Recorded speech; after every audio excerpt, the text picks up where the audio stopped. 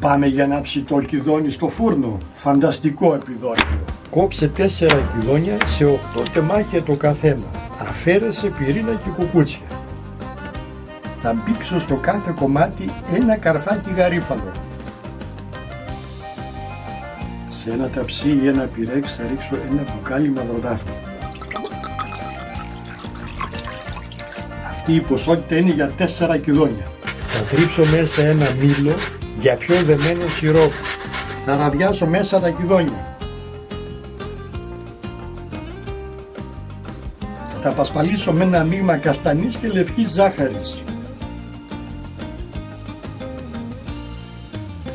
Και πάμε για το φούρνο 180 βαθμούς ώσπου να μελώσουν. 1 ώρα και 20 λεπτά 180 βαθμούς αντιστάσεις. Πριν το βάλω στο φούρνο πρόσθεσα και ένα ξυλάκι κανέλας. Το αφήνουμε να κρυώσει τελείως.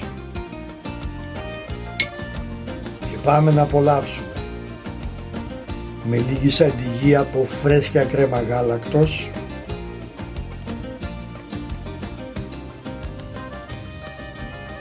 λίγο σιρόπι από πάνω